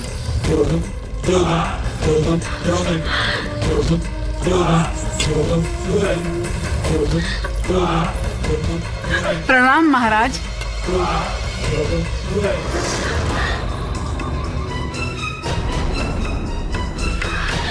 ई पाखंडी अभी ले जिंदा बा?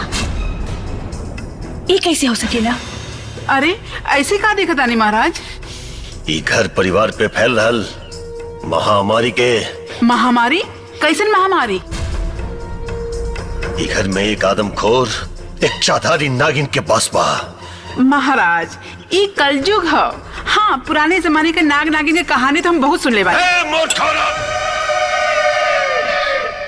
हम कोनो कहानी ना अटूट सत्य बता रहल बानी। माते गुरुदेव भांग धतुर बांटे वाला फटीचर बाबा ना हुई। 30 साल घनघोर तपस्या करके अद्भुत शक्ति प्राप्त करने वाला महान आत्मा अघोरीनाथ जी। हम कुल के रक्षा करे के चाहता नहीं और तू ठिठोरी कर रहल बारू। महाराज हमसे जौन कुछ गलती हो गई ओकरा के माफ कर दी। अब रउआ के सब कुछ पता हो गइल बा। ती मुसीबत से छुटकारा रउआ दिला दी। हाँ। चिंता मत कर,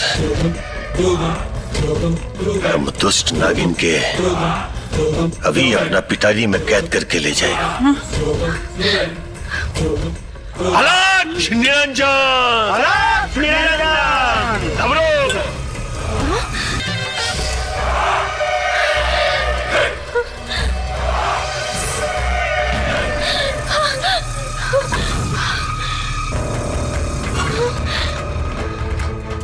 वह शरीर,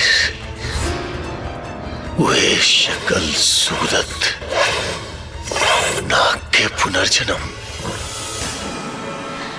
लेकिन ये बात के छुपा के रखे के पड़ी। तूने ना सब का हो रहा बा? सुनी जी, ये बाबा अघोरीनाथ बाड़न। बाबा ये हमार पति और ये हमार बेटा और वो हमार भाई। जी प्रणाम।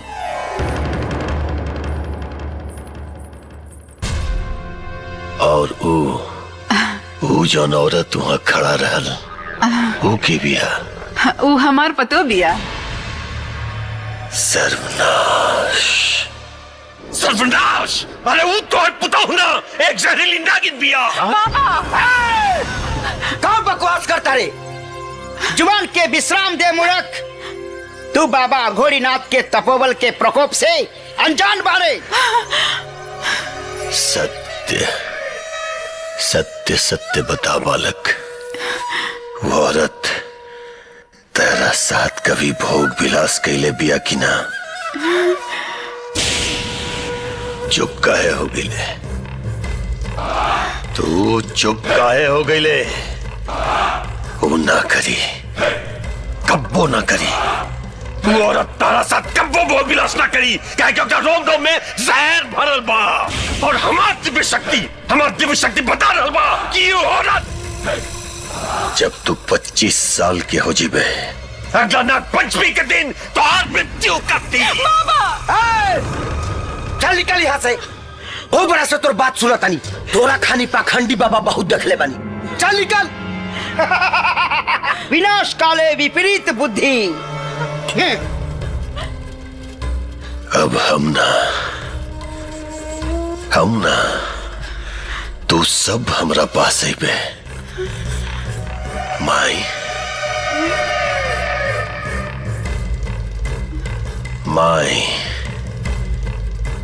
तहार पुत्र के मृत्यु तो निश्चित बा, लेकिन इतना जान ले कि केवल बाबा घोरीनाथ ओकरा बचा सकेला। बाबा अलख निरंजन, अलख निरंजन। बाबा भाई दुनिया कहां से कहां चल गई। अब तू ये पखंडियन के फेरा में पड़ल बड़ू। शिवानी, शिवानी। हाँ? का बात बा, बड़ा टेंशन में बाड़ू? ऐसा लगता कि हम रउआ से बिछड़ जाए। अरे शिवानी, तू हे चिरकुट बाबा सन के फेरा में पड़ल बाड़ू। कहीं अम्मा बाबूजी ओकरा पे विश्वास करके हमके घर से निकाल दिए तो? आगे कुछ मत बोलिए। तू नागिन तक अगर कुछ भी उकबू ना तो हमारा परवाह नहीं है। तोहरा के कहियो ना छोड़ब, अपना सीना से सटा के रखब।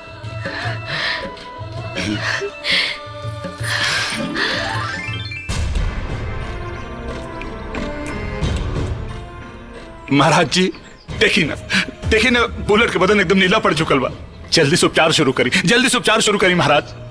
तोहरा भाई के ठीक होवे में अब ही थोड़ा समय और लागी। प्रताप और ओकर पुत्र यदि हमार गुरुजी के राह में रोड़ा न बनल रहित तो आज तोहार भाई ठीक हो गए रहतन। महाराज हमार खोपड़ी मत खसकावा। प्रताप सिंह हमार दुश्मन है, हमार तो ना समझ मत बन। वो प्रताप के पुतो इच्छाधारी नागिन बिया। हाँ? और वह तोर भाई के डसले बिया। हाँ, सगरी माजरा समझ में आ गए भाई जी। शिवानी इच्छाधारी नागिन हिया, यही से ससुरी इतना ताकतवर बिया। ए काली, हम अपना भाई के बचावेला दुनिया के कोनो ताकत से लड़ सकीला। महाराज जी रहुआ अपन पूजा पाठ शुरू करी। हम अब ही जाके ओकरा छोटा पकड़ के घसीट के लिए आवतानी। अपन क्रोध के ज्वाला के शांत कर मूर्ख, शांत कर। तू ओकरा और ओकर परिवार के अगर जरा भी आघात पहुंचाए ना, सर्वनाश कर दी। तू सबके सर्वनाश कर दी। वो इच्छाधारी नागिन के केवल लखोरी बाबा अपन वश में कर सकेले और करब। और वह तोर भाई के जिंदा करी। अरे वो तो है पुता हुरा, एक जहरीली नागिन बिया।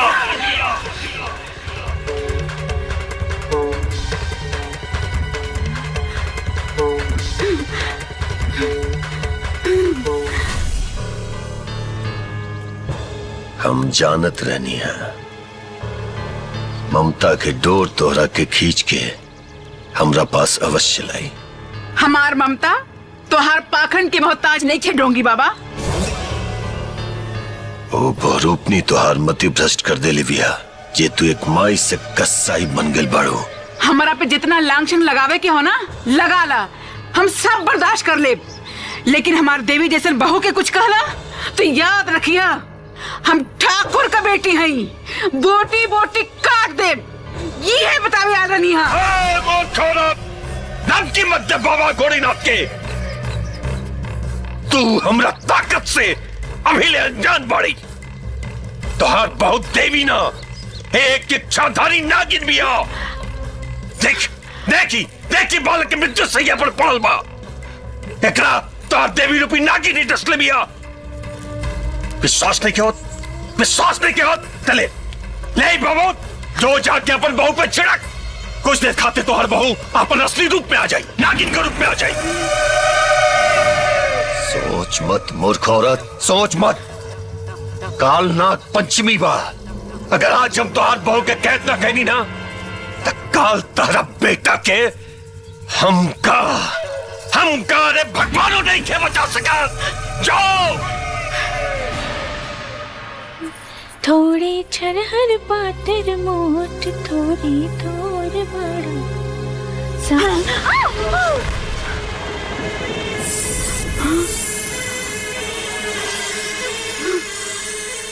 नागिन नागिन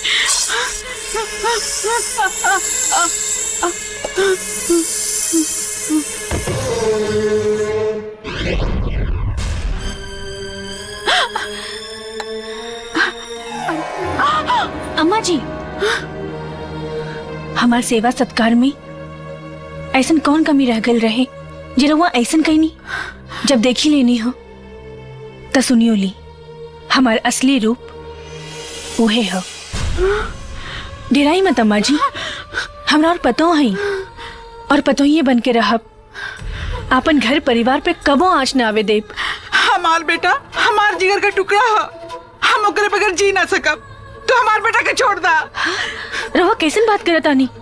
हम अपन पति के कैसे छोड़ सकेनी? तू एक नागिन हो और हमार बेटा एक मनुष्य। तू दोनों का मिलन असंभव है।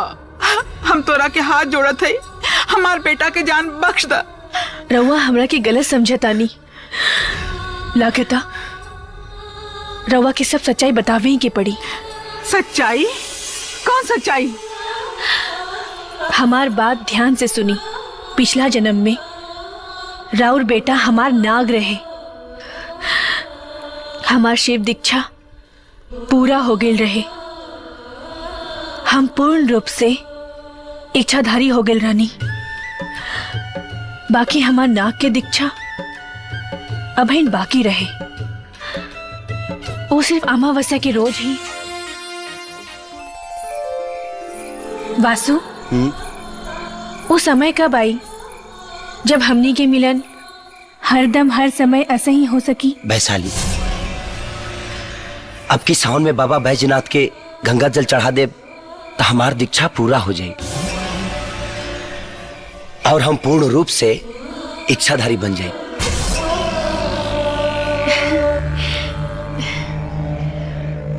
वासु, हमके हर वासु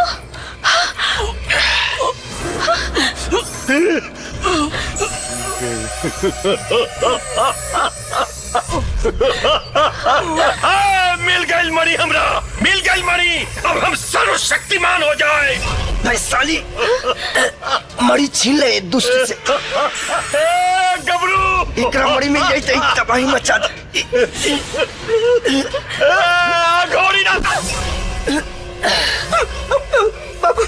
दुष्ट नागिन, मणि वापस कर दे हमरा, मणि वापस कर दे। ना तक जवन गति नाग के खेले वाली ना, उससे भी भयानक मौत देवता दो, भयानक मौत। स्वयं के भगवान मत समझ नीच पापी। न तो ऐसा दुर्गति करब कि मौत लाता रसबे और सारी जिंदगी तो हर करेजा कापत रही। वासु!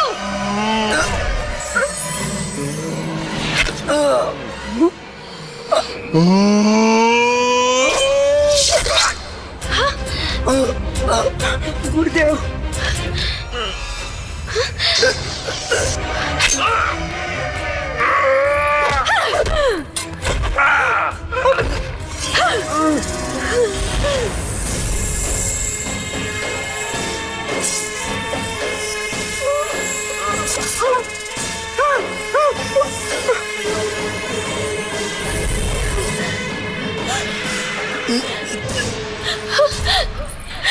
वासु!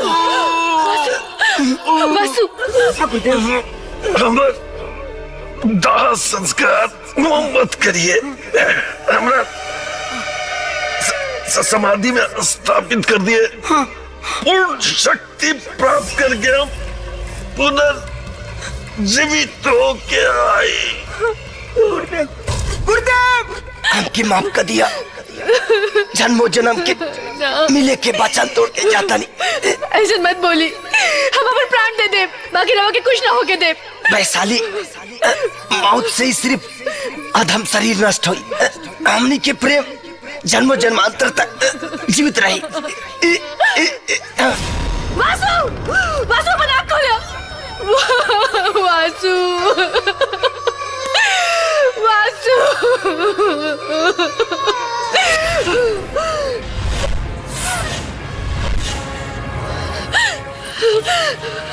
सुनिए भोलेनाथ, आज रउआ के भी आपन शक्ति के परीक्षा देवे के पड़ी। जब हमार जीवन साथी जीवित ना रही तो हम जी के का करब। आज रउआ के वासु के जीवित करे के पड़ी, ना तो हम यही जा अपन सर पटक के अपन जान दे दे।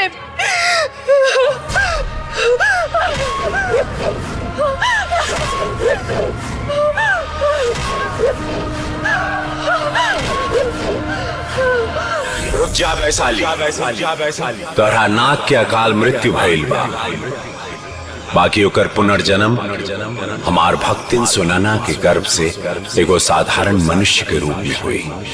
ओके अपना पिछला जन्म के बारे में कुछ याद ना रही। वासु की रक्षा 25 साल तक करे के पड़ी, तब जाके नाग पंचमी के दिन तोहनी के तन के मिलन हो सके।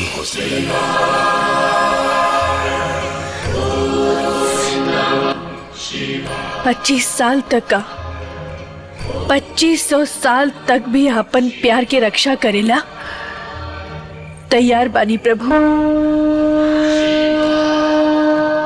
बस हमके हमार सुहाग दे दी।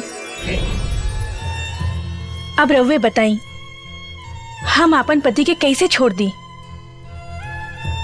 हम तो पैदा होते ही उनका के उठा के ले गई रहती, लेकिन जब देखनी कि बेहोशी की हालत में भी रउआ अपना बेटा के छाती से लगा के रख ले बानी, तो हमार मन बदल गई। हमके अपन स्वार्थ खातिर ममता में हृदय के पुत्र वियोग में तड़पावल उचित न लागल। वही दिन हम सोचनी कि राउर ममता के आचर के अपन सर के पल्लू बना के राउर पतोह बनब। ऐसे रउआ अपना बेटा के प्यार पाके खुश रहब और हम आपन पति के पाके खुश रहब। लेकिन अम्मा जी, हमार सोच गलत ना रहे और ना हमार इरादा। इस साज पा कि रउआ अपना बेटा के जन्म देले हैं, लेकिन बचपन से लेके आज तक उनकर रक्षा हम कैले बानी। कहा? हाँ, और काल नाग पंचमी है। काल तक हमके उनका मुसीबत से बचावे के बा, तभी भोलेनाथ के भविष्यवाणी के अनुसार हमनी के तन के मिलन हो सकी। निरंजन, नागिन, कहाँ बाड़ी बाहर निकल। आ गइल बा घोरीनाथ तोहरा ले जाए खातिर। अम्मा जी, वो शैतान आ गई और ना बाबूजी घर में बाड़े, ना मामा जी, ना राउर बेटा। आप सब कुछ रवे संभाले के बा। हाँ, वो पाखंडी के घर में मत घुसे दी, ना तो अनर्थ हो जाई। हम अब यहीं जाके करके भगवता नहीं। देख ले ले अपन बहू के असली रूप। हाँ, देख लेनी। अगर ते हमार काली का रूप नहीं के देखल चाहत तो चल जो यहाँ से। बकवास मत कर। अगर हम चल गई तो तोहर बेटा नरक चल जाई। मार दियो तो नागिन, मार दे। मंजूर बा, वो जे कुछ भी बाड़ी हमरा घर की इज्जत बाड़ी, लेकिन तोहरा जैसन लालची और पाखंडी साधु के हाथ ओकरा के नीलाम ना होके दे। चल जो यहाँ से। चल जाई, बाकी तारा घर की इज्जत के बेइज्जत करके ले जाए।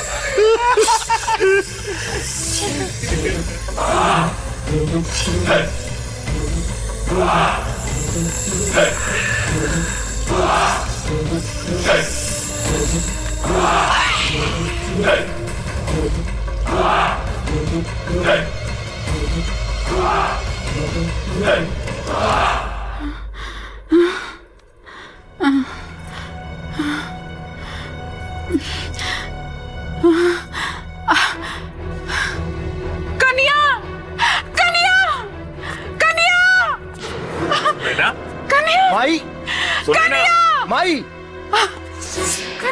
का भइल माई? बेटा ई चोट कैसे लागल? बेटा अघोरीनाथ कन्या के उठा ले गई। बेटा आज अपना खानदान के इज्जत का सवाल है। अपना हौसला का ताव तेज कैला बेटा। हमके हमार बहू ला के दे दा। तोरा दूध के क्रिया माई,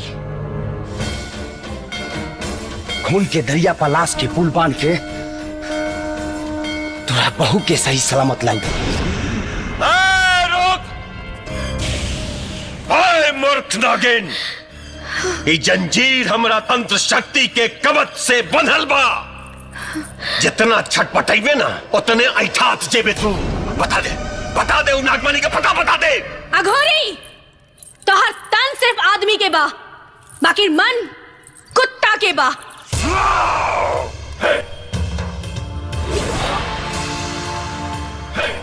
ना तो अपन मौत के पता ना पूछते। ऐसे न मन मेरे नागिन।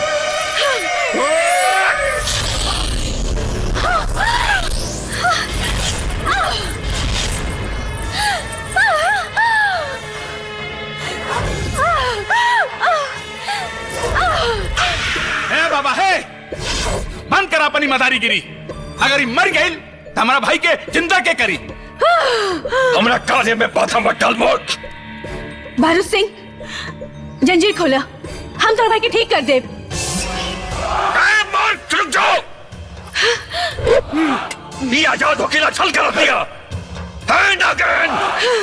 माणिक के पता बता दे, मैं तब मौत तोहर पता ढूंढ ली। जल्दी बता। अपन जान दे दे, बाकी तोहारी मंसूबा कबो पूरा ना होके दे।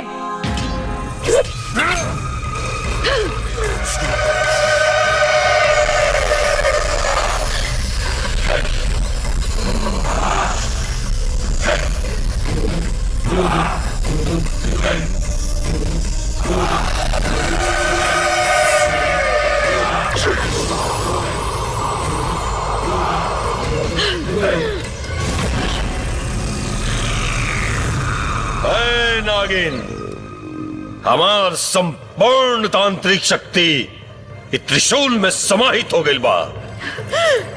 अभी भी समय बा, बता दे मणि के पता बता दे। चाहे कुछ हो कर ले, बाकी मणि तो हर किस्मत में नहीं खिया अघोरीनाथ।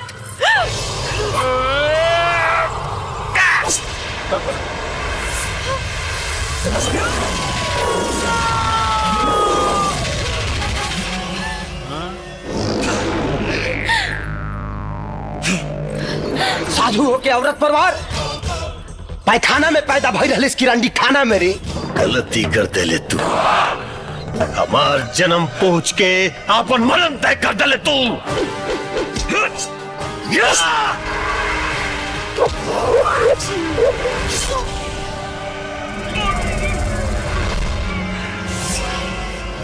बारोद सिंह, अगली के मौत पे ही हमने के जीता। मिटा दे दुष्ट के। अरे मुंह का देखत बड़ा, मारा सारे के मारा।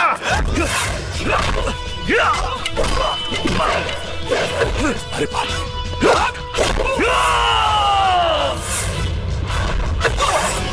सुनी, वो त्रिशूल इस जंजीर से स्पर्श करा दी, हम आजाद हो जाए।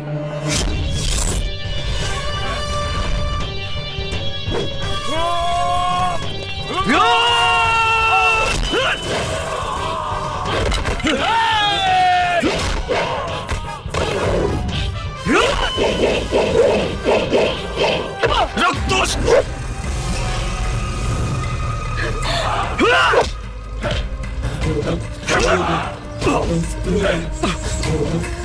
शिवम!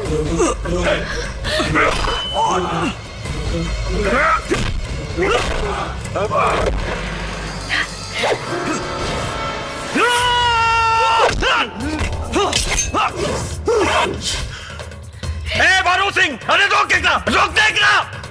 अगर इन्हें गिनिया आजाद हो गई ना तो क्या हो गया ना छोड़ी। घेर ला सारे के, घेर ला।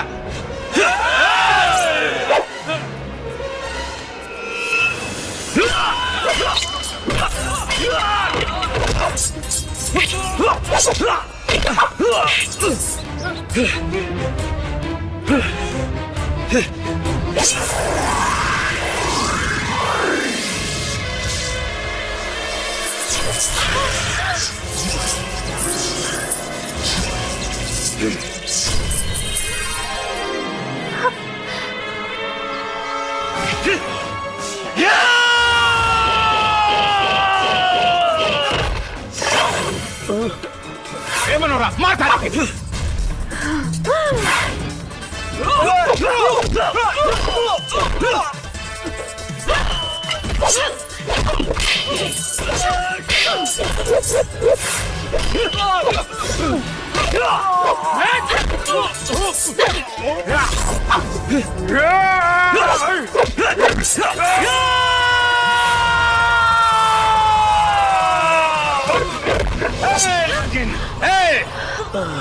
अब जल्दी से हमारा भाई के ठीक कर, ना हम तो जान ले ले। साफ चपाट बाड़े ते मनी हासिल करे खातिर अघोरी तोहरा के हमरा खिलाफ इस्तेमाल कैले बा। बुलेट मर चुकल बा। ई ना हो सकेला। और मरल आदमी कबो जिंदा ना होला।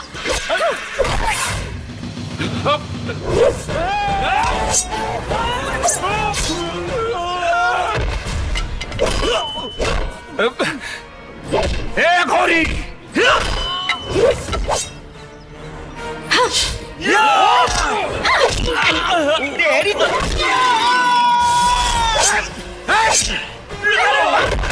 तू हमारा जज्बात से खिलवाड़ कैले, हम तोरा का जान से मार दे। भागो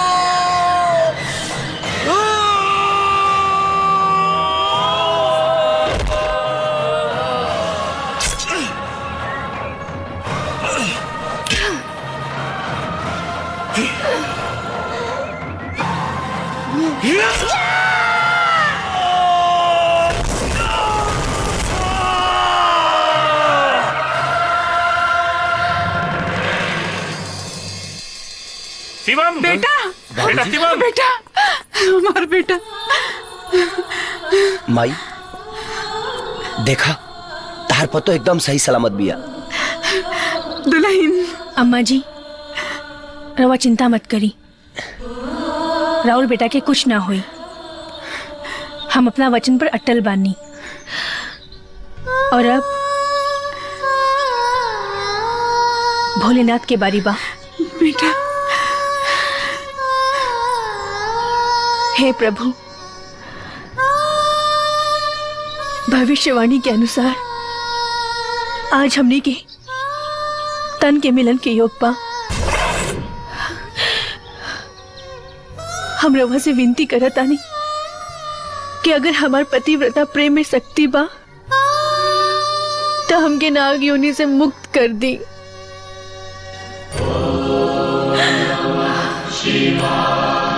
ओम नमः शिवाय। ओम नमः शिवाय। ओम नमः शिवाय। ओम नमः शिवाय। ओम नमः शिवाय। ओम नमः शिवाय। ओम नमः शिवाय। ओम नमः शिवाय। ओम नमः शिवाय। ओम नमः शिवाय। शिवानी अरे अरे अरे ई का करता नी जी? जोखा तानी कि नागिन निकलना के बाद वजन सही बा कि घटल बा। का हो भाई लोग, तू लासही मेहरारू देख के शादी करियो कि 4 दिन ना आइयो खई त गांव के लोग के पते ना चली कि मेहरारू खइले बिया कि भूखल बिया। का हो मामा? हां बाजा अरे जीजा अरे चुप जीजा।